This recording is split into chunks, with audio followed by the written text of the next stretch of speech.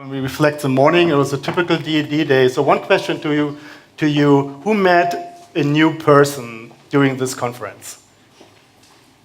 Basically everybody. So that's DLD, right? And people,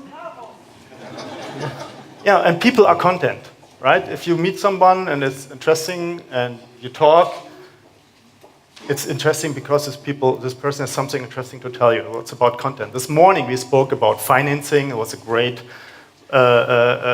debate out that the Europeans have not a big stake in the big US companies. I think only 1.2% of European capital sits in the big players in the US. And we learned about the Google case from two angles, which again, I think it's a great thing. It's a DLD thing to reflect from both sides and not only be one-sided or blindsided. And we got some insight in finance, in tech. But what we didn't talk about, and I think this is a topic now we were going to discuss with this panel, is content. And when the browser came up in the early 90s, it was all about tech. It was more about the bottle than about the wine. And I think we are now in a stage where people see, even on the big digital platforms, and music, and television, and radio, it's all about content. And you go to a conference, you pay at this conference because the content is good. So it's about paid content, it's about business models. And this is what we want to discuss today with a very interesting panel. We have Angelica Niebla. She is MEP. She is for many years, I think 17, 18 years in Brussels. Very experienced politician. She is also the deputy chairwoman of the CSU, the Christian Social Union in Bavaria. Please come up on stage. And she was very involved in the roaming debate. So when we have in Europe this issue now not longer on our sleeves that we pay roaming fees, that's also part of her work. So please come up on stage.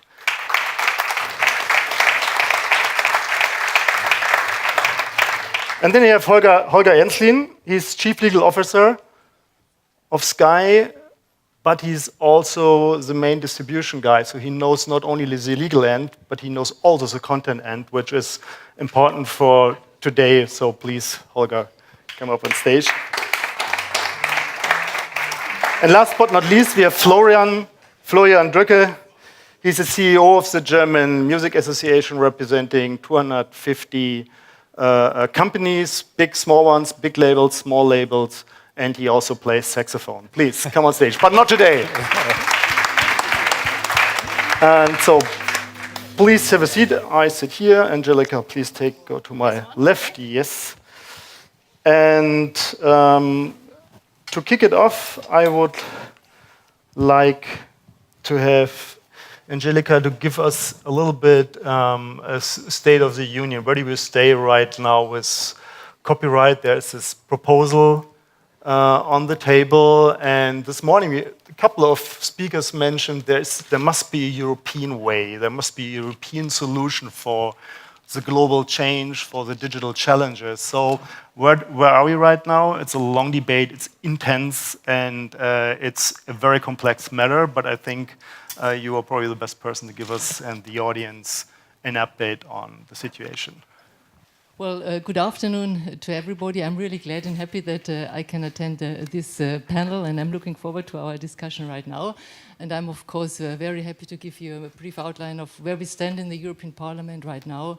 Maybe to bring it to the point, I think at the beginning, you are right here. It's the best time to be here, because I think in October, November, until the end of this year, we hopefully will finalize our discussions and we'll have a vote in the lead committee, in the Legal Affairs Committee. But before I go into further details, Stefan, briefly allow me to make two general remarks here.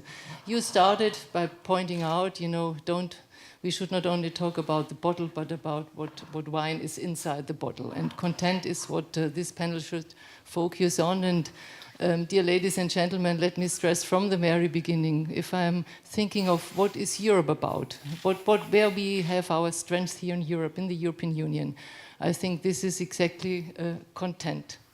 Europe is content. We have so fascinating people, artists, composers, designers, film producers, whatever, really. We are the creative people here in Europe.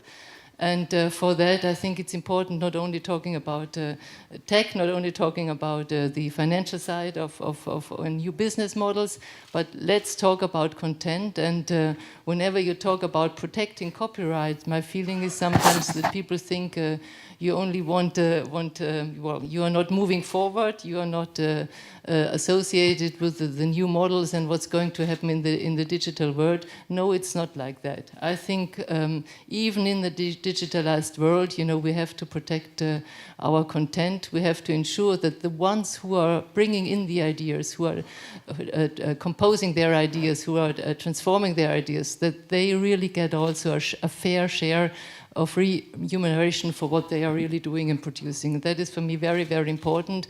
And looking at all the debates which we have right now in the European Parliament for months, I think we should concentrate on that as well, that if we want to have a strong Europe also in the digital world, we have to protect our copyrights, and this is also true not only for offline but also for online media. So that's very important for me. And the other issue I'd like to stress at the very beginning, for me, quality journalism is something which I highly appreciate. Yeah?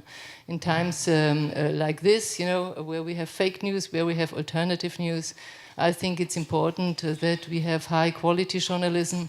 We need to have best journalists, but we also need to have publishers who are really bringing, the journalists' works to the people who are intermediaries, who do their own work and who build up, the reputation of their publishing houses. For everyone, being familiar with the publishers seen all over Europe, it's important to know where, this publisher stands for, how they are going to bring things into order, to analyze, to bring out and to put into order. So for me, guaranteeing a free press, quality journalism, and really also protecting our content is one of the crucial things we have to take care of in the European Parliament as well. So that's my most important message at the very beginning.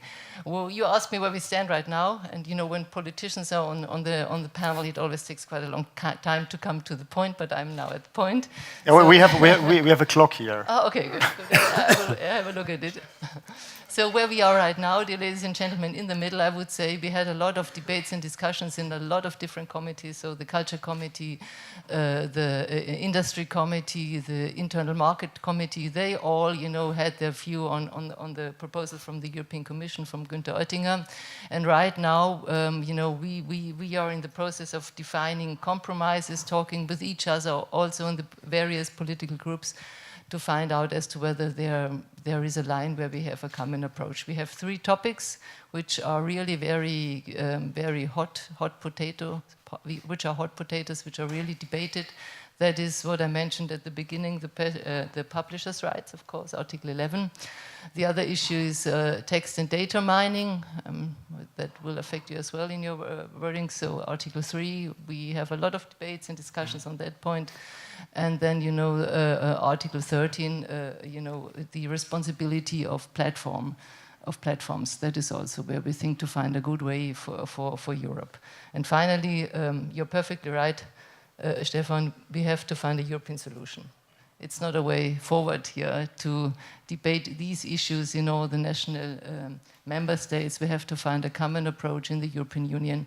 And for that, I'm really positive. I think at the end of the day, at the end of the year, we will have the vote, at least in the lead committee, and then at the latest, at the beginning of next year, we will have the plenary vote. And I am confident that we get, in this term, that we get a new, hopefully revised copyright directive, which is also, adapting the digital world, but which keeps also or safeguards also the interests of the ones who are doing the creative work. So that's for the beginning from my side. Right. Thank you. Thank you, Angelica. Florian,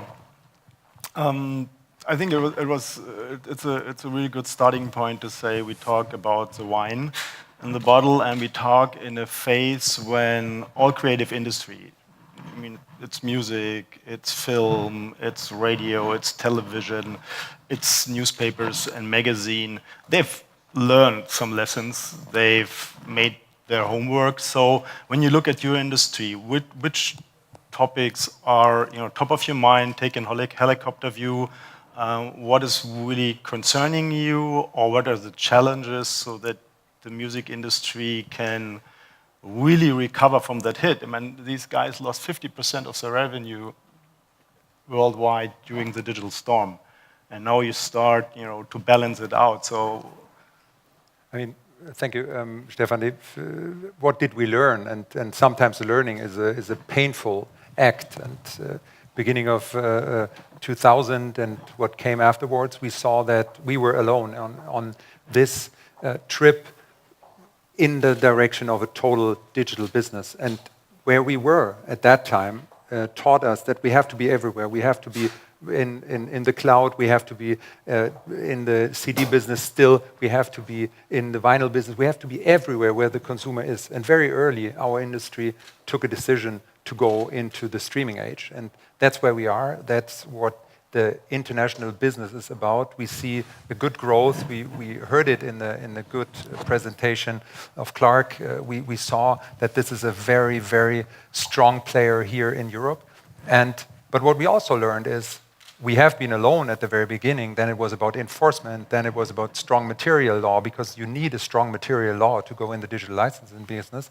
But now we see that it's about the level playing field. And we heard about that. Mr. Cullen placed it. We heard about a business where the players are referring to a 20-year-old regulation and telling us things they might have told the industry 20 years ago.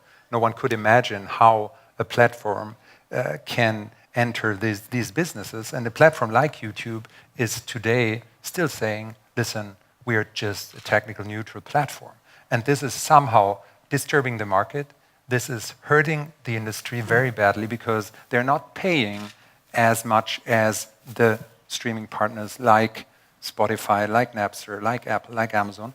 And that's for us the most important point by far. And I think it's the most important for each and everyone who has a material law, because without a law which you can license vis-a-vis a platform, it's just, you're done. And whenever you accept these excuses that an old regulation can cut your price, then you have a problem. And that's why this draft, a very good draft of the Commission, is now in the Parliament, is the right place, the right time. And yeah, that's where our focus is. Holger, I think Sky is a prime example of a company who has re-engineered over the last decade a lot and changed a lot because of changes in the marketplace. And you monitor not only those challenges, you guide those challenges and changes. So when we're talking about piracy, about new players entering the market with very aggressive price performance points. So again, going into the helicopter, what is your state of the moment right now, and where do you see the biggest opportunities and challenges? Where we came from was actually classic TV, not only in Germany and Austria, but also in the UK, in Ireland and Italy. And over time, we've actually became a digital company now. And to be in the picture, it's really, I mean, Sky is buying content and selling it then to customers, and it's all about the wine, but it's many different bottles. To whatever the customer really wants, and to whatever also the regulation is in the different countries. However, I mean, even if you look at these 5 different legislations in Europe, and there is a difference in regulation, and especially in the regulation of the old TV business, which then crosses over in the digital business. All the Skies in Europe, we're basically struggling. We're struggling with the same problem. Which is that, I mean, we are buying and selling content based on the law and on an existing licensing scheme, and we of course want new entrants to also do that in in the same manner. And if that's not the case, then of course we face difficulties, and that's why piracy is still a very important issue. And that's what Florian just said, that like the big tech giants, as we call them, especially coming from the US, they cannot say anymore, we're just a technical platform, because as we as intermediaries, as we as a platform, they have responsibility for whatever they distribute. And they have to take on the responsibility. And I mean, we've seen some legislation, for instance, in Germany about hate speech and so on. It's kind of a similar issue, because it's about making sure to understand what's happening on these platforms, and if it's illegal, and if it's hurting the industry, and if it's hurting creators, copyright owners, then it needs to be addressed, and we need to find rules to make sure that this is not happening anymore. So we are actually talking a lot with the tech giants and trying to, what we call, clean up the high street of the internet. Basically saying, okay, Amazon, Facebook, Google, and so on. I mean, they're established businesses. They're actually more or less controlling the digital economy. So they need to act within the law. And when we talk to them and show them that they're basically distributing our content illegally, there's actually some movement now, and there's some support, but it of course all needs to be quicker, faster, and there needs to be a clear legal framework for that on a European level. I mean, to that point, we heard this morning from Van Cullen that those companies are now adults, and we need to treat them as adults, as also your company gets treated. So I think it's getting things back to balance. Could you give the audience an idea, when we talk about value creation of content, how much does Sky spend per year in creating content? Is there a number you can give us so that everyone gets an idea? You know, I get Game of Thrones, that's a big television series. There's a lot of investment in actors, in scripts, in producing. So can you give us some idea? I mean, we are of course also buying a lot of content. We are also buying a lot of sports content, and we are also creating our own series. So we just created together with ARD a new series for the German market, Babylon Berlin, which will be the most expensive series ever created in Germany, which alone, of course, doesn't make it good, but I've seen it, and I can promise you it's really cool. And little commercial, that's okay. Very, very commercial, but very nice. And very Berlin. All right. Now, I can give you a number what we spend on content on an annual basis, and that's more than 6 billion euros. So I mean, this is 6 billion euros is a solid number, right? And if you invest in a lot of startup and companies, if you produce a good, and you want to make sure that you can get business out of that good. So, and that's why you need protection. That's easy when you have whatever, a car, because it's physical. But you know, content is fluent, especially in digital. And Angelica, you just said Europe has a very strong creative industry. We have content, we have history, we have grown and strong, and also very, very thousands of companies creating content and hundreds of thousands of people working in this industry. In one of your last interviews, you said we need to get back to bring a balance to the right holders, to the intermediaries, and also to the users without harming the business. So, and Florian was talking about the value gap. Is this step the European Parliament is doing now in the trilogue and everyone working on it, is this the ultimate answer, or is this a step in the development? Because digital is moving, right? It's not stopping. Well, I don't want to say this is the end of the story, because everything is fluent and also legislation is moving on and on. But I think it's a very important step which we have to do right now. That is the signal, sending out the signal that, you know, there is strong copyright protection in the European Union, also in the online world. And secondly, what we really try to find is the right balance. You know, I'm happy that, you know, Google's and the big ones are really the tech giants, as you mentioned it. They should earn a lot of money. That's fine with me. You know, I do not envy that. Yeah, but you know, they should also give a fair share to those who are producing the content. And for that, I think we really have to find the right balance, the right equivalence in getting that properly done. So that is what we are right now trying to find out.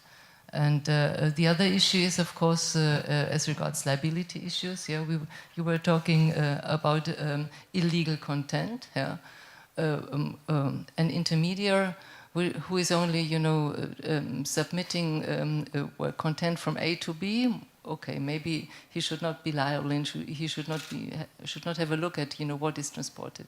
But the big ones who are you know, creating their own business models, who are earning a lot of money when using content from users or from creative people, from creative industries all over the world, I think they also have a sort of liability. If illegal content is transmitted via their networks, then they should also, you know, take care that this is not the case, and they have to react. And for that, I think we have to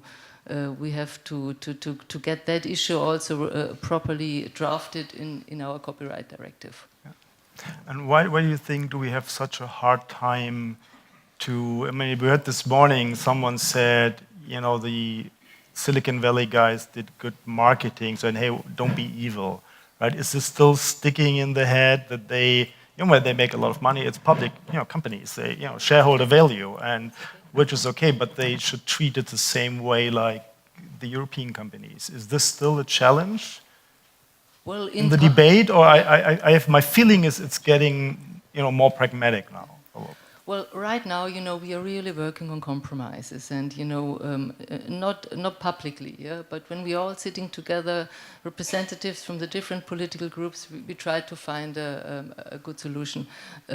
But in essence, of course, we have quite a lot of colleagues who argue, well, the internet is completely different than the offline world, and, you know, we do not need publishers anymore because, you know, everyone can say and can communicate everything in the net. So why on earth we need a publishers? Why on earth we need a specific right for publishers? That's not necessary anymore.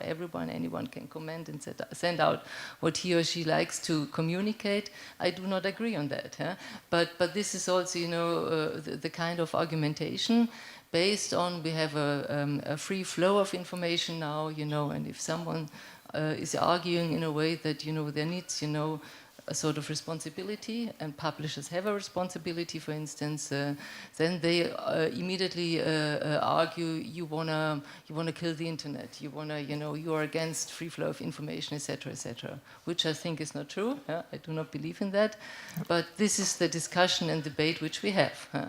And you know, when I started, my first remark, you know, really you're relying on content. If content is not properly paid for, then who on earth is going to produce content anymore? And our composers, our writers, our journalists, they also have to earn some money. Otherwise, you know, we will get not the qualified work. And we will not have qualified journalism if we are not ensuring, you know, that there is a fair balance in the value chain, and that's what we are heading for in the Parliament. I think this is a really important point because we all know in cinema, you go into the cinema, you pay for it. If the movie is boring, you know, you leave it, and no one can force a user to buy a magazine. No one can force a user to take a Spotify subscription. But if you want to have convenience and good services, and also a variety of artists and magazines, we have just one number. We have in Germany more than 6,000 magazines for each and every channel you can imagine, print and online. And Florian, maybe you give us an idea how Spotify has changed what the music industry is doing. We have right now, I think, even 2% or 3% of all income is coming from vinyl again. So there's records printed. So there's something is going on in the industry. And on the other side, you have Spotify, which is a subscription-based service, or at least financed by advertising. But then you have YouTube. So maybe you give us an idea what's going on there, where the challenges are, and there's good and bad sides, of course. I mean, first of all, as I said, we are everywhere. The industry is there where the vinyl lover wants his vinyl, there where the CD is still the backbone of the German market, 45%. Then we have a third already generated by streaming. Streaming is growing fast, and we have an offer, which is even free, for 40 million tracks. So you have all you want. That was all the people always were crying for. Give us the music everywhere we are. We did it. And then you have the biggest music service called YouTube. And then it also starts with how you deal with the service. And most of you would call the service user-generated content service. No, it's not. It's a user-uploaded content service. There's a big difference because it's the content of other people who is uploaded. It's not someone with a high creative potential doing something on its own. No, it's the content from the companies and the creators, investment behind, and this is used. And they're making a lot of money. They're curating. They're far from passive. And I mean, in the year 2017, each of you knows that it's not about a passive service. They admit it. They do their ads with it. They're having good services. And of course they're a partner. But when you meet this partner, and he tells you, we will find a deal, but I tell you, I'm not obliged to pay anything. Okay, we find a deal. So all of a sudden, the drop of the price is significant. And that's what it's all about. It's to have this level playing field. It's not by saying they have to pay exactly the same like Spotify and the like. No, that's up to the market. But you cannot accept that someone is taking these old excuses from 20 years ago to cut the pricing. And that's something where I think we have a very mature discussion in Europe. We have a discussion about value gap around the world. Don't get this wrong. There are thousands of artists. Can you maybe give a quick definition what you think what value gap to the? I'm not sure everyone value is gap means basically exactly this. You have a platform sucking out the money of the system and others paying a fair price. It's a difference between, let's say, Spotify pays $18 and YouTube only pay $1 per user. So there is a huge difference what they pay. And don't get me wrong, I didn't say they have to pay exactly the same. That's the market. But if you don't have a level playing field, then you have a problem. And so I think we should see this as a very mature opportunity to have a regulation.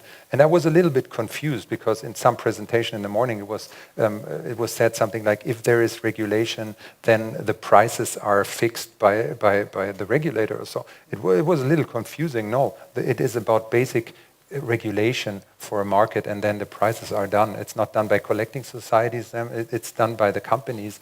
And so I think we're in a very good situation, but I just wanted to comment on what Holger said.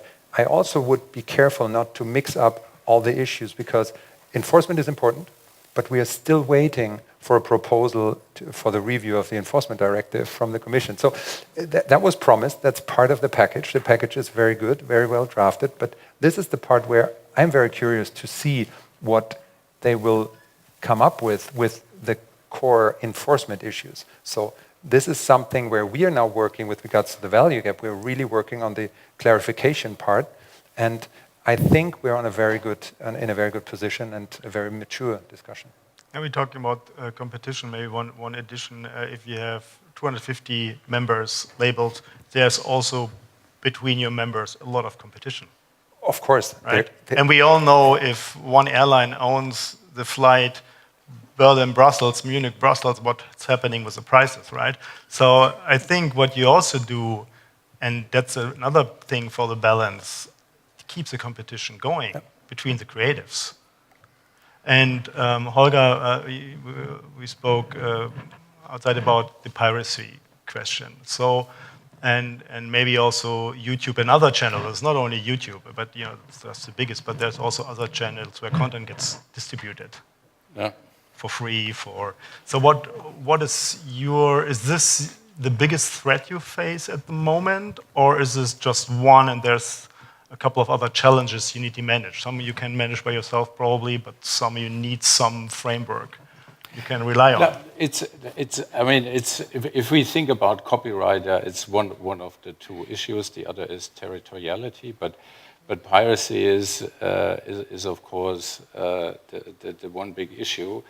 So there was a development in the UK that there was a decision of the High Court in, I think, in March or April or so, which now allows, through a so-called super injunction, to basically say, okay, live streaming of sports content can be blocked immediately, which has been done now March, April, May this year, and you have what it shows. It's a tremendous uplift in usage on our sports channels. So there is a direct influence between piracy and usage of legal offers. So, and in this particular case, it means that at least we are foregoing a lot of advertising revenues, if not subscription revenues. And it's hard to come up with a number, of course. Any kind of number can only be an estimate. But we think for the whole industry, the issue is huge. And it's not. This is also something we've been discussing all those years. It's not about like 15-year-olds exchanging movies or anything. It's about an industry. It's about people actually making money with illegal content. And as we said earlier, the tech giants, they play a big role in it, because they profit from it one way or the other. And when you talk about piracy, you always think about Pirates of the Caribbean, and I looked it up, of course, on Wikipedia. So the piracy in the Caribbean only ended when all the big powers didn't see use in having going on anymore. So if nobody was profiting anymore, then piracy would stop or almost stop. But at the moment, a lot of established companies actually are making money out of piracy, and as long as this will be allowed, it will, of course, go on. Yeah. Angelica, Jean-Claude Juncker said, whoops, a couple, is this me or? Is this some music? Okay. Maybe it was an interruption. We got some piracy. Yeah, already clinked in my micro. So Juncker said a couple of weeks ago, Europe needs to go on big things big and on small things small. So when we look at the creative landscape, we all know that on the tech side, Europe is not really strong. We have a Spotify, we have lots of small players. We work on closing the value gap. We always get the pressure, don't be against technology. So do you think when we, with this directive, get really like the stability and also for investors the opportunity to have a good framework, will this also have a chance that we can focus more on tech? Because in the past, it was always a fight between the techies and the content guys. Yeah? And the content guys were always old school, and the techs were always new school and modern and cool and whatsoever. I think now everyone has got, okay, it's companies. And and for that reason, my question is, when you are able now to get this framework in place, could this be also a good starting point to push the tech issue in Europe even more? Because then we have one thing developed and can really focus together on new platforms here. Well, first of all, I think Jean-Claude Juncker is right. We have to be strong and in big things and small in small things. So that is what the Commission, at the very beginning, Commissioner Oettinger is right now with us, warmly welcome, always proposed and always concentrated. But I think, after the Brexit votum last year on the 23rd of June, we have another momentum really to implement, this important sentence. I think we've done a lot in order to get the digital legal framework done. It's not, now we are talking about copyright, and I think the copyright directive is a very, very important piece of legislation right now. If we get that right, I think we've done a really, really great job. But we have also passed legislation in Europe on data protection. The general data protection rule, a big move forward. That now in Europe, for 500 million people, for all the companies and all the administrations, we have one unique data protection regulation. That's a great move forward. We are talking about CAPSAT directive. We are talking about online sales directive. So we have a lot of legislation which is currently debated or already in place in order to complete the digital single market. I think that's a really, really great job we are doing, and I think as Europeans we can be proud of bringing that, of pushing that legislation forward. You mentioned that after that we can concentrate on tech. Yes, that's right. But allow me also to stress this is not what we have not done so far. So we implement. We did a lot. We have a research framework program. We have a lot of initiatives which are concentrated on pushing forward innovation all over Europe. Maybe it's not enough. We have an FC. We try to encourage also private equity money getting into innovation and research. Yeah. So a lot of things are right now on the place. Maybe we have to do even more to be able to really compete with the big tech giants all over the world. But I do not want to leave this panel without stressing that the European Union, the Commission, the Parliament, we are not sleeping. Sorry, we are doing quite a lot in order to move things forward, and for that maybe we have to do more. But a lot of things have been initiated during the last 2 years of the European Commission. So yeah, that is what I think is really important to know. And that's really important to understand, because this morning I think in almost every presentation or discussion it was the talk about the single market, to get really stability for investors and for companies, and I think it's about time. And we all know it's really important, and it's very complex, and we all know that the digitalization will not stop, and it will accelerate even more. We're going to see a hockey stick in the next couple of years, because machine processing power is picking up so much steam that we're going to see technologies coming in the marketplace, more convenience. So it's all good, and if we have a good framework in place, then Florian, I think you wanted to. Yeah, it's add some I just wanted to say it's not content or technology. It's Yeah. content and technology. It's not digital or analog. It's digital and analog. So we are not in this or time anymore. And I think this mature discussion is very important. And it's about creating a level playing field after 20 years if we come to the safe harbor discussion. And this will not only stimulate, but this will also be good for investors and startups. I'm convinced that for startups, it's good to know that they have to write a business plan where you also have Yes. to put a plan for content. And as long as you have the excuse not to plan on spending something for content, you will do it. But it's not okay. It's unacceptable to say we're just technology, we're not active. And that's our main point. And I think this will create a lot of clarity. Yeah. I worked for many years for an entrepreneur from the US, and he was always asking his manager, so what is your big point? What is really the big point for the next year? So to finish around, we have 2 minutes and 55 seconds, 54, 53. I would like to each of you to give you, what is the big point for your industry or for your field you really want to see and make next year, Holger? Yeah, big points is, as we said, yeah, we need a certain clarity and stability in a legal framework to make sure that we get further investments into content, into European content, into the distribution of European content, and with that a level playing field, yeah, so that European companies can actually compete with the ones coming in. Florian.